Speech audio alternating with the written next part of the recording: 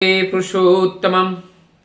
आज हम लोग चर्चा करेंगे कि ईश्वर को क्यों हम खोजते हैं, ईश्वर हमारे जीवन में जरूरत क्यों है।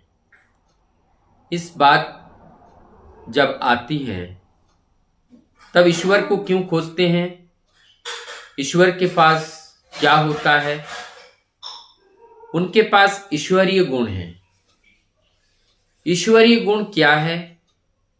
सत्य का ही कैरेक्टर है, ट्रूथ का कैरेक्टर है। और वही सत्य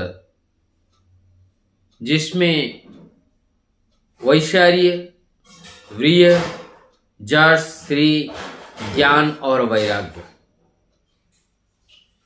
जो संपूर्ण जगत में समस्त वस्तुओं के अंदर जो चीज पाया जाता है और उस चीज का महिमा मंडन और उस वस्तु का जो एक झूठा मैंपन दिखाने का जो शक्ति सामर्थ हम लोग झूठा झूठा करते हैं, यही हमारी कमजोरी है। लेकिन जब हम उन विश्व पिता को प्यार करते हैं तो ये सब अपना हो जाता है, पराया बोलने के लिए कुछ नहीं रहता है। जब विश्व पिता अपना है, वही हमारे जीवन के सब कुछ है, तो वो जब मालिक है, मालिक ही जब हमारे सब कुछ है, तो जगत मालिक का ही है। इसलिए मालिक हमारे जीवन के सब कुछ है, तो ये जगत भी तो सब हमारे लिए ही है। लेकिन अहंकार वश में आकर के झूठा झूठा ये अपना, ये मेरा, ये जो अहम है, इस अहम की परिपुष्टि करने में लग जाते हैं और जिससे अपना पतन होता है।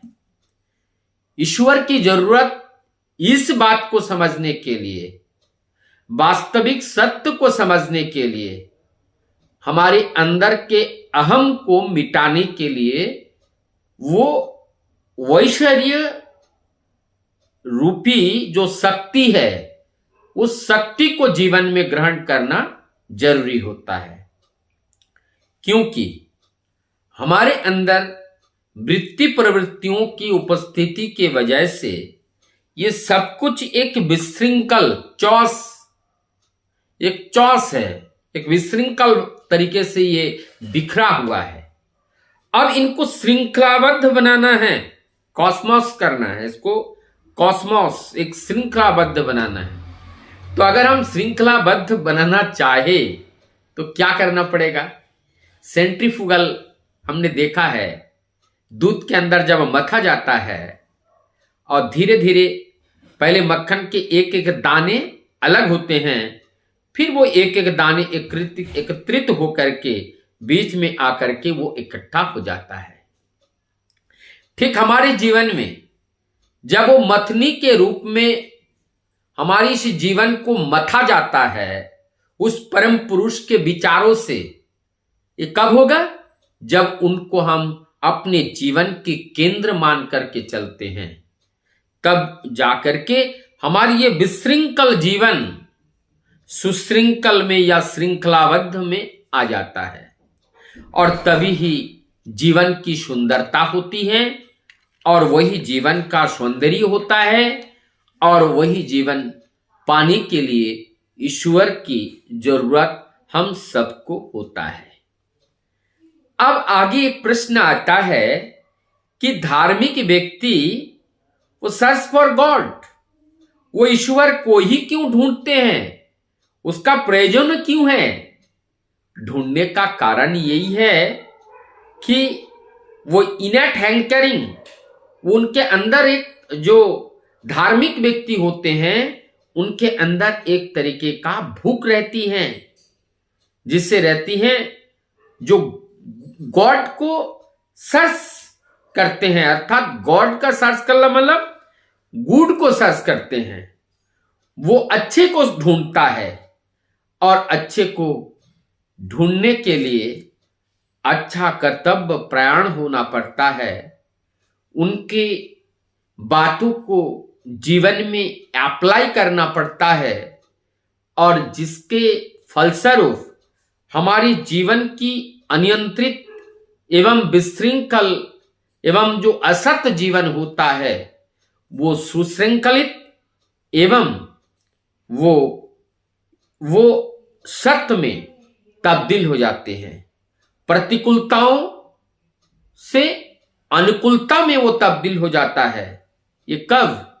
जब हम ईश्वर मुखी हो करके उस सत्य की खोज में जब हम निकलते हैं और उस सत्य कर्मों सत्य चिंता में जब हम डूबे रहते हैं, तब जाकर के हमारी जीवन की सारी प्रतिकूलताएं नाश होती हैं और अनुकूलता वहां पे आकर के प्रवेश करती हैं और हमारा जीवन सुंदर, आनंदमय, आकर्षणीय, मनोरम, भावनीय से भर जाता है और ऐसा जीवन आनंदमय जीवन होता है। और इस जीवन के पाने के लिए जिन्होंने ये आनंद का अनुभव किया, जो आनंद के प्रतिमूर्ति है, जो आनंद का प्रतिबिंब है, जो आनंद का साक्षात स्वरूप है, यदि हम उस साक्षात स्वरूप के सानिध्य लाभ करें, उनके नीति नियम को परिपालन करें, तो निश्चित रूप से वही सत्य का अंकुरण हमारे अंदर भी हो सकता है, जिससे हम सत्यदर्शी बन सकते हैं। यहां पर एक प्रश्न आता है, अधिकतर हम विभ्रांत हो जाते हैं कि बौद्ध धर्म, सनातन धर्म दोनों में एक अलग अलग इनका कॉन्सेप्ट है, क्योंकि बौद्ध धर्म भगवान, देवता, ये सारी चीज को बहुत ज्यादा तवज्जो नहीं देते हैं, लेकिन हमारे सनातन धर्म इस चीज को बड़ा तवज्जो देते हैं। और बौद्ध धर्म निर्वाण की बात करते हैं, निर्वाण की बात करते हैं। अब ये निर्वाण क्या है, इस चीज को समझे। ये जो निर्वाण क्या है? निर्वाण का अर्थ ही है कि हमारे अंदर की सारी प्रतिकूलताओं का समाप्त हो जाना। और प्रतिकूलता समाप्त कब होती है? जब हमारी वृत्ति प्रवृत्तियों की चाहत समाप्त हो जाती है। सत्य और मिथ्या को हम समझ लेते हैं, नित्य और अनित्य को समझ लेते हैं, चर अचर को जब हम समझ लेते हैं, ऐसा जब हम समझ लेते हैं तो हम निर्वाण में प्रवेश करते हैं, अर्थात मोक्ष को प्रवेश करते हैं। तब हमारी जगत के प्रति कोई आकर्षण नहीं रहता है, जगत के प्रति हमारा कोई मोह नहीं रहता है, और जो जगत के प्रति कोई भी आकर्षण या मोह भंग होना, और इसी को ही निर्वाण कहते हैं। और इस निर्वाण के लिए जो साधना करते हैं, और वही साधना जीवन ही आध्यात्मिक जीवन है। और बात यही है, हमें निर्वाण को प्राप्त करना है, हमें मोक्ष को प्राप्त करना है। सनातनी इसे मोक्ष प्राप्त करना कहते हैं और बुद्धिज्म इसको निर्वाण को प्राप्त करना कहते हैं। लेकिन दोनों को वो इनडायरेक्टली एक एक अलग अलग टर्मिनोलॉजी दिया गया, लेकिन दोनों का मूल अर्थ जो है वो एक है कि वो परम सत्य का अनुभव करना। और परम सत्य क्या है? चाहे उसको हम आत्मा कहे और परमात्मा कहे, उसका बोध करना, वो चिर सत्य का बोध करना। और चिर सत्य का बोध हमें तब होता है जब हम निर्वाण को प्राप्त करते हैं, और इधर हम तब होते हैं जब हम मोक्ष की प्राप्ति करते हैं। तो ये मोक्ष बात और निर्वाण बात दोनों लगभग एक ही बात होते हैं। इधर एक शब्द और आया जहां पे विश्वरूप दर्शन, अर्जुन ने कहते हैं अर्जुन ने विश्वरूप का दर्शन किया। अर्जुन ने जब भगवान श्री कृष्ण को पहली बार दर्शन किया, वो भ्राता के रूप में दर्शन किया, दूसरी बार दर्शन किया तो वो शाखा के रूप में दर्शन किया, और तीसरी बार जब दर्शन उन्होंने किया तो एक गुरु के रूप में, एक प्रभु के रूप में उन्होंने दर्शन किया। लेकिन उन्होंने देखा कि मैंने कितना गलती किया।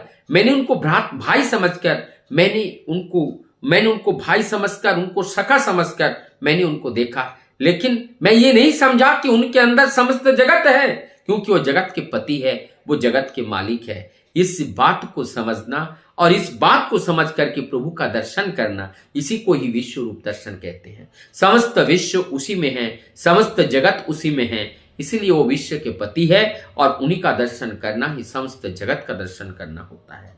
ये जब ये प्रभु धराधाम पर नर रूप में आते हैं, तब तक वो पुरुषोत्तम के रूप में, पुरुषों में उत्तम पुरुष, जो परिपूर्ण, परिपालन, परिपोषण करने की क्षमता सबसे श्रेष्ठतम तरीके से रखता हो, ऐसे परिपूरणकारी जो पुरुष होते हैं उनको पुरुषोत्तम कहते हैं। और ऐसे पुरुषोत्तम जब जब जरूरत पड़ती है इस धरा पर, तब तक वो धरा पर वो आविर्भाव होते हैं, एक रक्त मांस संकलित देह धारण करके वो आते हैं और लोक शिक्षक के लिए वो वर्ड टीचर बन जाते हैं और वो आचार्य के रूप धारण करके खुद आचरण करके जगत को वो दिखाते हैं। तो इसलिए उनका जो लीला होते हैं, उनकी लीला को समझना बड़ा कठिन है, लेकिन जिनके ऊपर दया रहती है, उनकी इस दया को वो समझ जाते हैं, तब उनकी लीला को भी समझते हैं, तो वो जीवन में उस परमानंद के अधिकारी भी होते हैं। वंदे पुरुषोत्तम।